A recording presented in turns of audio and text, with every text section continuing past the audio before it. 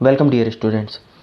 हम लोगों ने गुप्ता एंड गुप्ता में 60 क्वेश्चंस देख लिए थे सर्वेइंग के, और आज लेक्चर 5 में हम लोग 61 से 75 क्वेश्चंस के बीच में जितने भी कंसेप्ट्स हैं सबको समझने का प्रयास करेंगे। ठीक है, तो सबसे इम्पॉर्टेंट बात यह है कि गुप्ता एंड गुप्ता एक ऐसी बुक है जो लगभग सारे एग्ज़ाम्स के लिए, चाहे वो आपका स्टेट का जूनियर इंजीनियर हो गया या फिर असिस्टेंट इंजीनियर हो गया, सबके लिए काम आती है। और इससे बहुत सारे कंसेप्ट्स जो हैं वो क्लियर हो जाते हैं, है ना।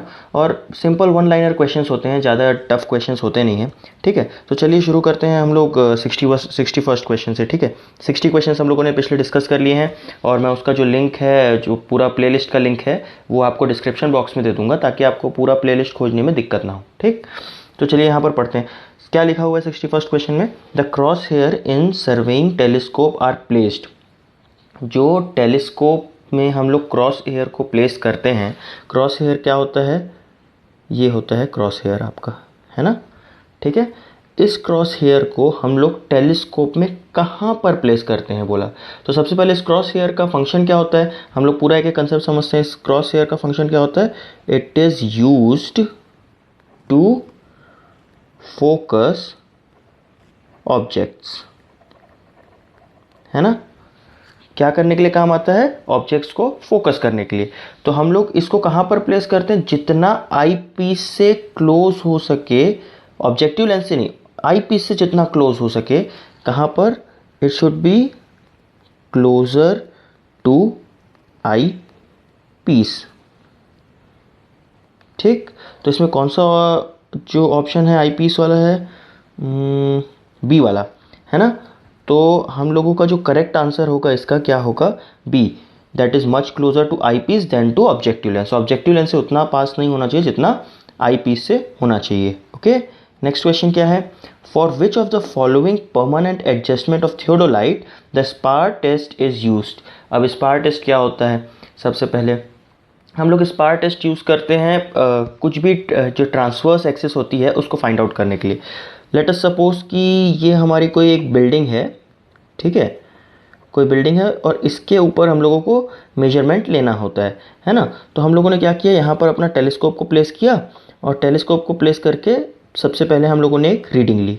ठीक, फिर उसके बाद दूसरे साइड पे हम लोगों ने टेलीस्कोप को प्लेस किया और क्या ली,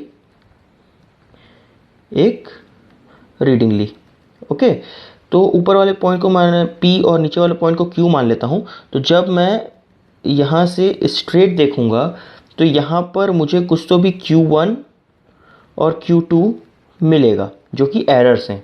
ऑलराइट, तो इनके बीच का जो डिस्टेंस होता है 2e होता है। तो इसी को कैलकुलेट करने के लिए मैं स्पार टेस्ट का यूज़ करता हूँ। ठीक, तो स्पार टेस्ट मैंने क्या किया, क्यों परफॉर्म किया, हॉरिजॉन्टल एक्सिस या फिर ट्रांसवर्स एक्सिस को एडजस्ट करने के लिए। ये देखिए यहाँ पर ये जो एरर आया in horizontal plane, due to this error हम लोगों को जो एडजस्टमेंट करना पड़ेगा वो हम लोगों ने किस में किया, हॉरिजॉन्टल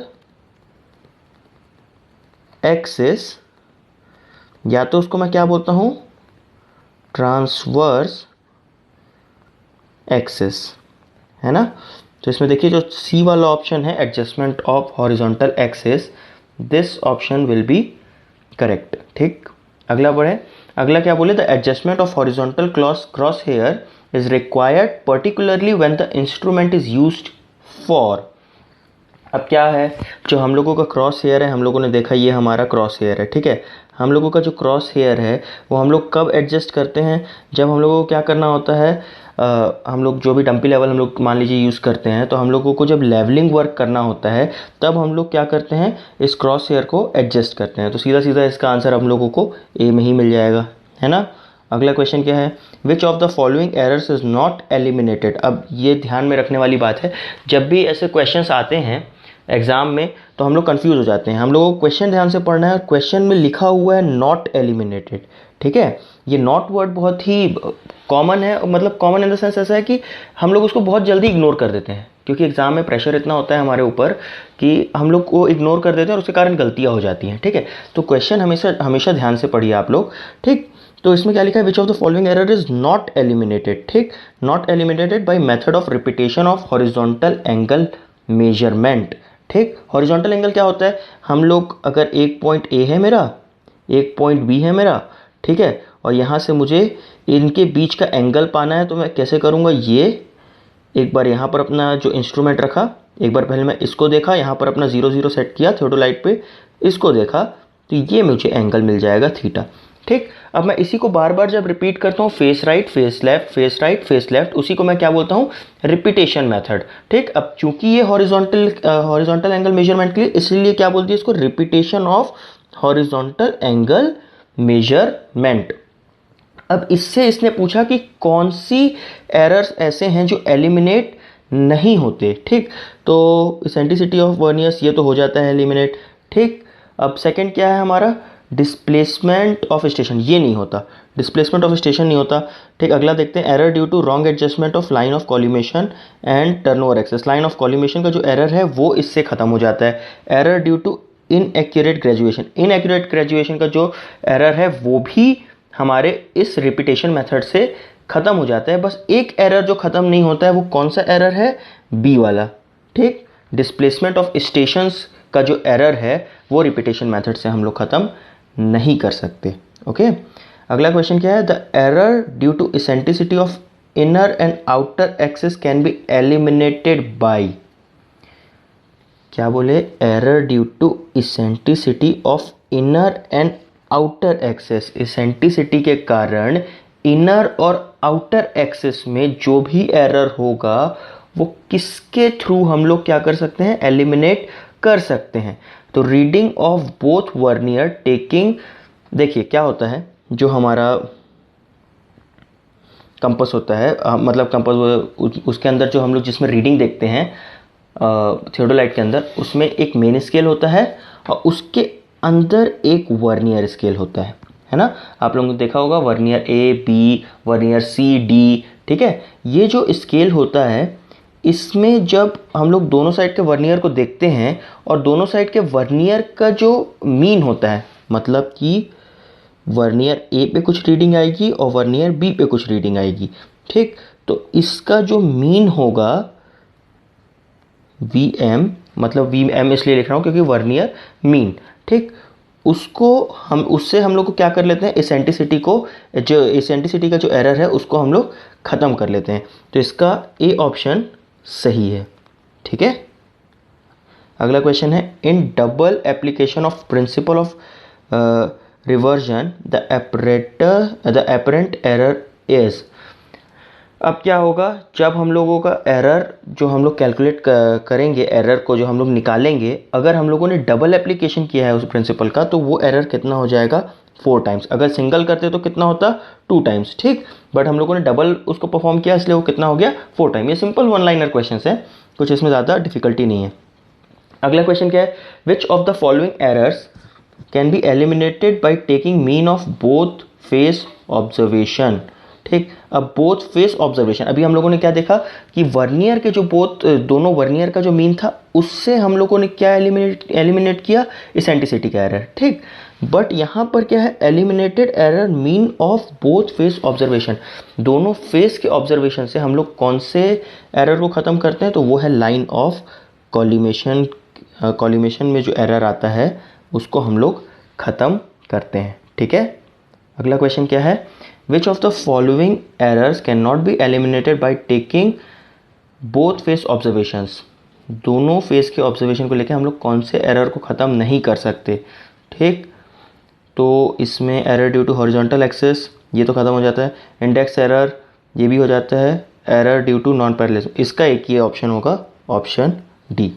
ओके, अगला, if a tripod settles in the interval and elapsed between taking a backside reading and the following foresight reading, then the elevation of turning point will।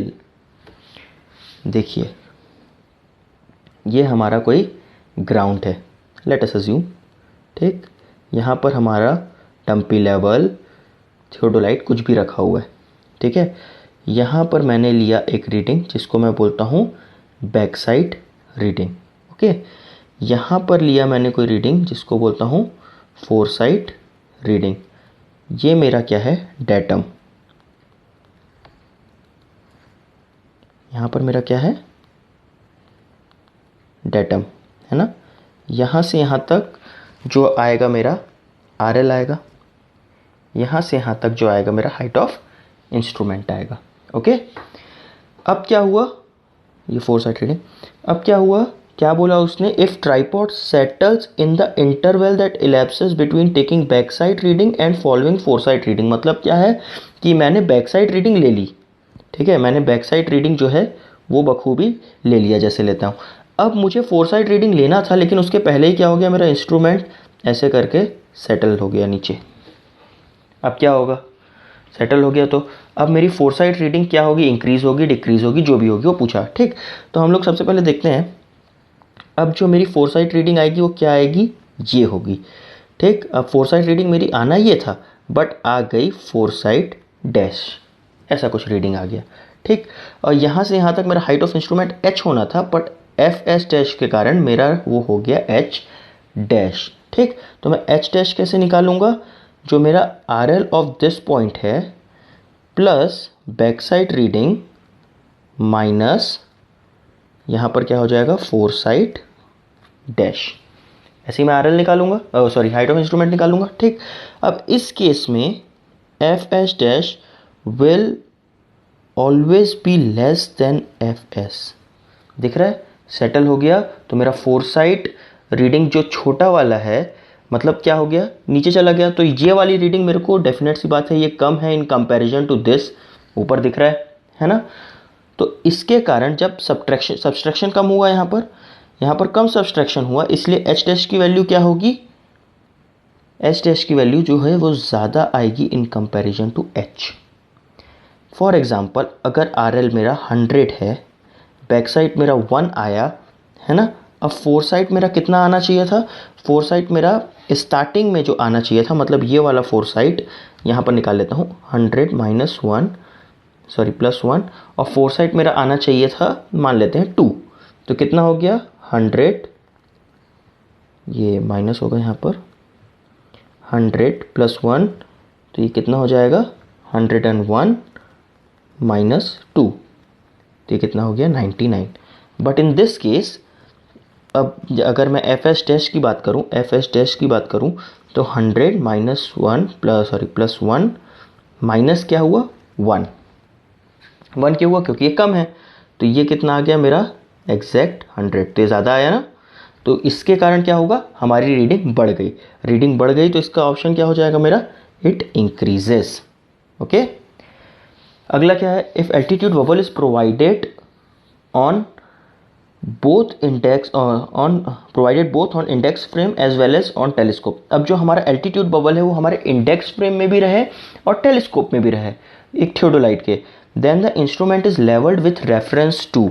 तो जो हमारा इंस्ट्रूमेंट है वो किसके किसके रेफरेंस में रहेगा, altitude bubble on index frame, हाँ ये तो रहेगा, फर्स्ट वाला करेक्ट है ना, altitude bubble on index frame if it is not to use as level, ये गलत है। ओके,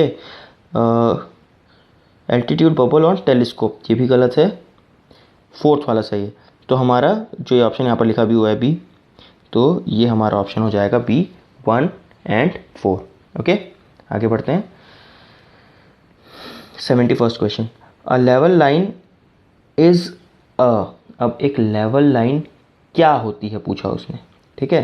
तो एक लेवल लाइन वो लाइन होती है जो कि हमारे, ये देखिए लेवल लाइन जो कि पैरेलल होती है किससे, स्फेरॉइडल सरफेस ऑफ अर्थ से। ये वन लाइनर क्वेश्चन, मतलब क्या है, जो आप थ्योरी बुक उठाएंगे, थ्योरी बुक को पढ़ते जाएंगे, आपको जो थ्योरी मिलेगी वही क्वेश्चंस इसमें छपे हुए हैं। एक लेवल लाइन की डेफिनेशन है, the line which is parallel to mean spheroidal surface of earth is known as level line. ठीक है, ओके क्लियर, आगे बढ़ते हैं। The following sights are taken on a turning point. अब टर्निंग पॉइंट क्या होता है जी, अब मान लीजिए इस प्रकार का कुछ मुझे मेजरमेंट करना है। ओके, अब मैंने क्या रखा, यहाँ पे अपना इंस्ट्रूमेंट रखा, यहाँ पे मेरा बैक साइड है, मैंने एक बैक साइड रीडिंग ले ली, यहाँ पे मेरा 4 साइड है, मैंने एक 4 साइड रीडिंग ले ली। ठीक है। अब जब मैं टर्न करूँगा इस पॉइंट को, जब मैं यहाँ पर लाऊंगा अपने इंस्ट्रूमेंट को, ताकि यहाँ पर मैं कोई क्या ले सकूँ, एक रीडिंग ले सकूँ, तो सबसे पहले मुझे इससे बैक साइड लेना पड़ेगा यहाँ पर, तभी मैं आगे बढ़ पाऊँगा, यहाँ तक जा पाऊँगा, फिर यहाँ से यहाँ मेजर कर पाऊँगा। तो मुझे फोर साइड और बैक साइड दोनों की आवश्यकता होती है एक टर्निंग पॉइंट पे। The rise and fall method of leveling provides complete check on back side, हमारे को बैक साइड पे वो कंप्लीट चेक देता है, इंटरमीडिएट साइड पे कंप्लीट चेक देता है, फोर साइड पे कंप्लीट चेक देता है, तो इसका हो जाएगा all of the above. Okay. 74, if the RL of a benchmark is 100 meter, the backside is 1.215 meters and the foresight is 1.870 meters, the RL of forward station is।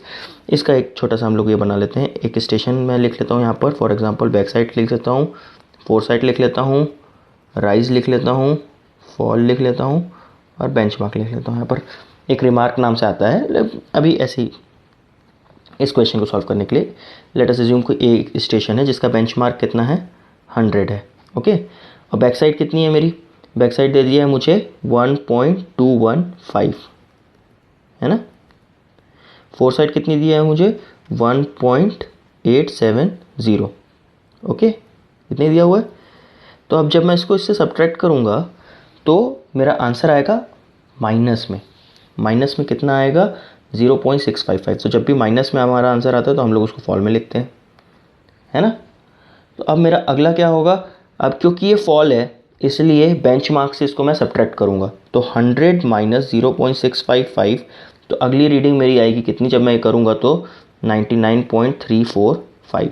छोटा सा question था, ये वाला आंसर सही है। ठीक, कुछ नहीं करना पड़ा मुझे, सिंपल।